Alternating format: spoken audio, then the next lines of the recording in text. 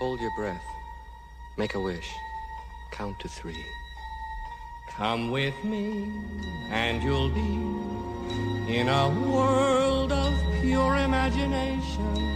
Take a look, and you'll see into your imagination. You know, this may be heresy in a community as oriented toward tradition as this one seems to be. But, and the generally pleasant position to take is that everybody has a piece of the action. You know, the Hasids know something, the Buddhists know something, the Book of Mormon, there's something there. The mushroom was incredibly ungenerous on this point. It said nobody knows jack shit about what is going on. So it is for you, with your body as laboratory and your mind as worker in that laboratory, to find the way to reflux the alchemical gold. The only experience which counts is your own experience. Everything else is somehow handed down through social structures and political structures. It's irrelevant. If flying saucers were to land on the south lawn of the White House tomorrow, it would not matter to you as much as smoking DMT would if you did that tonight, because that's your experience, your conviction, you see.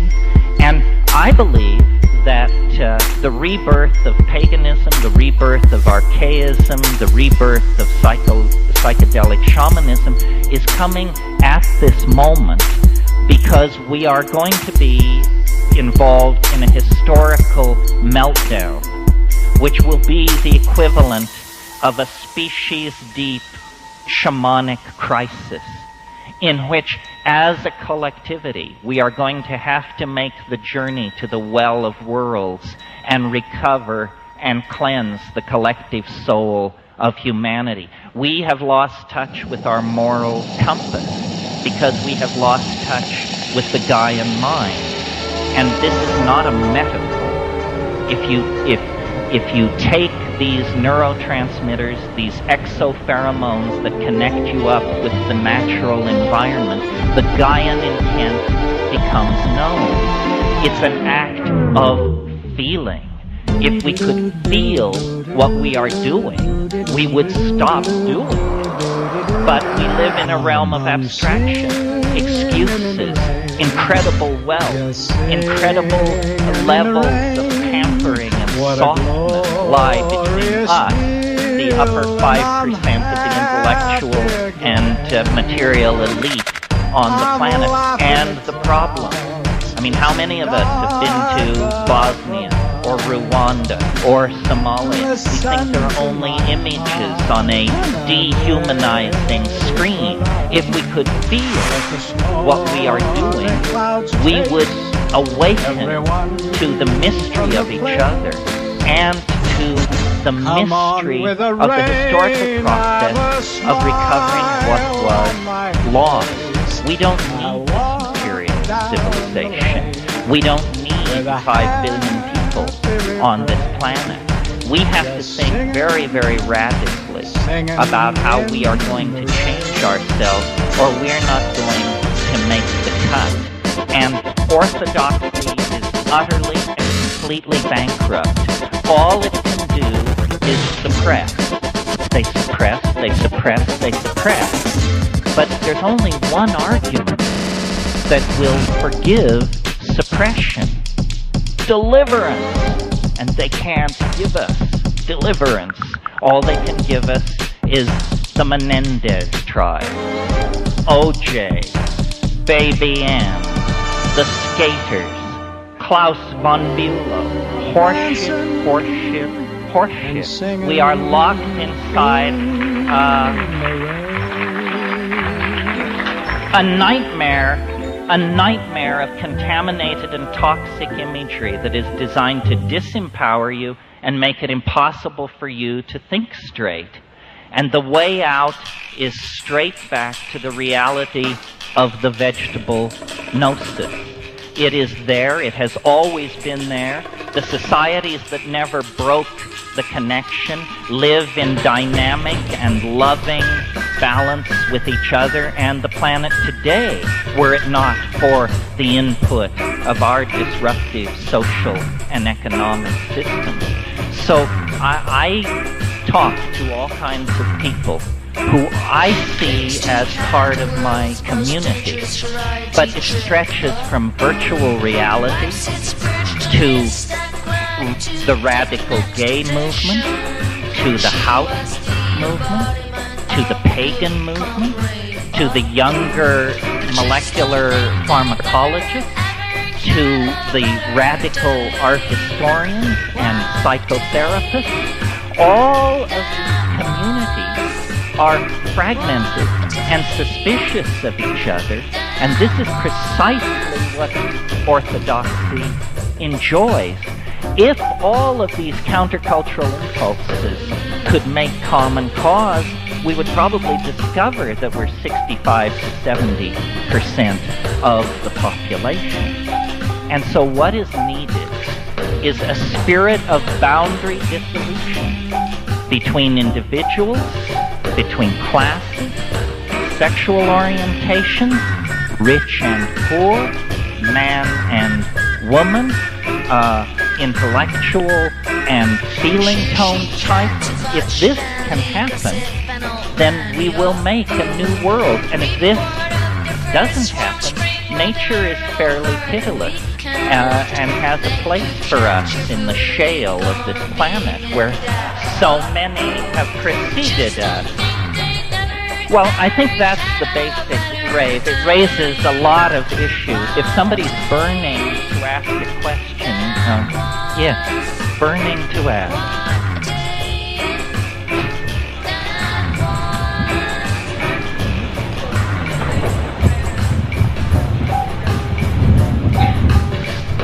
Well, I think that it's very hard to find pristine, quote, pseudo-Paleolithic or pseudo-Neolithic culture. Even the Amazon, where I've spent a lot of time, tribes that were nomadic at the time of contact are now agriculturalists, simply because missionary medicine has swollen Aboriginal populations to the point where they can't be nomads as they used to be. So you're right, there are some psychedelic using cultures that are pretty unappealing, although actually I can only think of one that I find politically very unappealing, and I don't want to knock them because I haven't lived with them, so I may be misled. But I think that it's not simply to take psychedelics, but it's also to decondition oneself to the notion of ego and all the concepts which constellate around that, such as place, property, ownership, and stability. You see, the idea that we have inherited from Western religion and science is the idea that things should be stable. This is a very male-dominant notion, the wish for stability, eternity, when in fact the message life hands you over and over again is nothing lasts. Nothing lasts.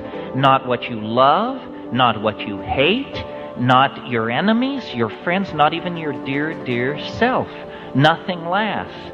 And the ego goes mad in the presence of that truth. It can't swallow it.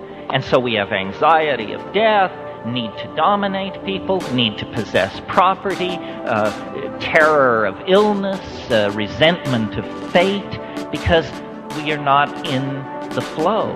And I think what these psychedelics do is they put you very much in the here and now. And it's nothing more than that. I mean, obviously, I'm an egghead and an abstract thinker, and I hope to make my reputation in mathematics. But feeling is the primary validator of existence. I mean, if you don't know that, you've got to go back to square one. And these things empower feeling. They are catalysts for the imagination. I mean, you may not like what psychedelics do to you. They may terrify you. But if it terrifies you, then surely it must have catalyzed your imagination, or you wouldn't have known that terror. So catalysis of the imagination in a fairly loving and yet ruthless way is what the psychedelics deliver. Anybody who calls this escapism is sitting on their thumb. I mean, they don't know what they're talking about. Reality is for people who can't handle this stuff.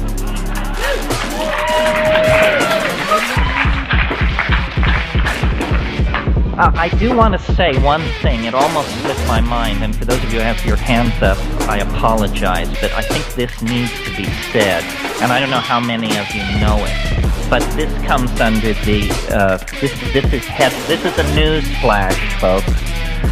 We interrupt this program to bring you a special announcement.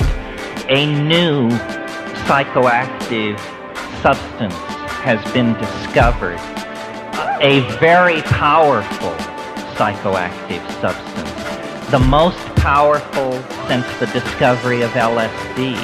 A substance so powerful that 300 micrograms is the dose. That means 1 gram will dose 7,000 people. This compound comes from a plant. The plant is, and I hope you're paying attention, the plant is legal. The compound is legal. You can possess it. You can manufacture it. You can transport it across borders. You can give it away, you can sell it, and you can do it on stage. And it comes from a plant. And the plant is also available, and I want to tell you about this because okay, no shoving, no shoving. All right, not to keep you in suspense any longer, the plant is Salvia divinorum. Salvia divinorum, which some of you who are real mavens of this stuff know it. It's been in the books for 30 years. The problem was nobody knew how to get off.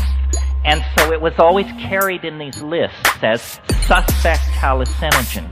The thing is, any scientist confronted with a plant where somebody says it's a hallucinogen will test to see if it's an alkaloid. All hallucinogens, almost all, are alkaloids. So Salvia divinorum, negative for alkaloids. Doesn't matter. It has a new, unknown compound in it, now known, salvorine alpha. And the interesting thing about salvorine alpha is we have in this country what's called a structural near relatives or cogener law, which says if a compound is a structural near relative, isomer, enantiomer, or stereoisomer of an illegal compound, then it too can be made illegal. Salvia divinorum doesn't fit this description.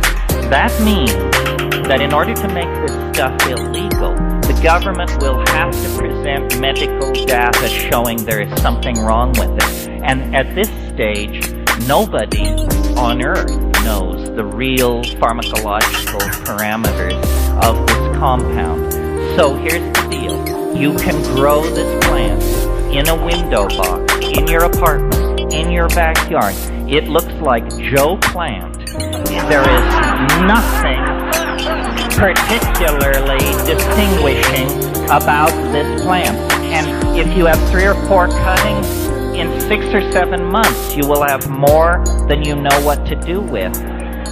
And then I'll just describe how I do it. I'm slightly chicken shit to do the pure compound, which, by the way, you do 300 micrograms. Understand that what that looks like is a grain of salt.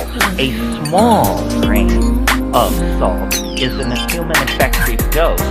It comes on so fast that you have no impression of it coming on at all. You do it, and then after a while you notice that for a long time you have been staring at something incomprehensible. Well, here's how I recommend that you do it while we get the chemical thing sorted out, because the chemical, it could be dangerous. It would be very easy to overdose by a factor of 10, 20, 30, and you would still just be doing a smidgen. So I say, let's honor the plants. Let's not hand the government a bunch of casualties that it can cluck over and put on national TV, you know, the bibble, bibble, bibble show. Let's use the plant, and the way you do it is you grow up a batch of this stuff and get between 15 and 20 leaves.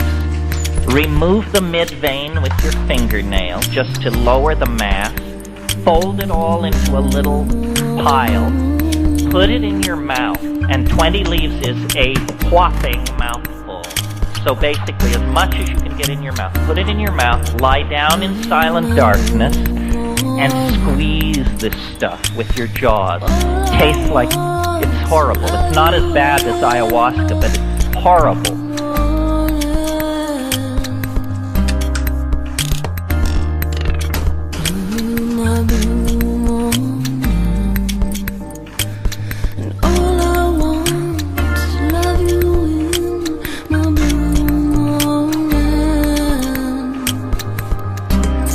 We are all to some degree in time, and we are all to some degree in eternity.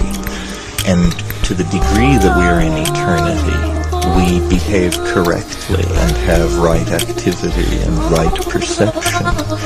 And these psychedelics enhance this involvement with the totality of everything.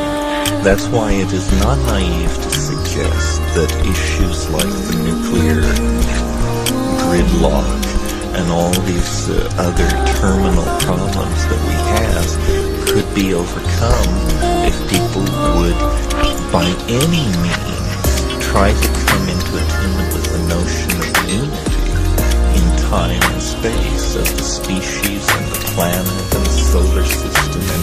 And I think this is the evolving core idea which will either save us or the absence of its evolution will be our ruin. The idea of unity and interrelatedness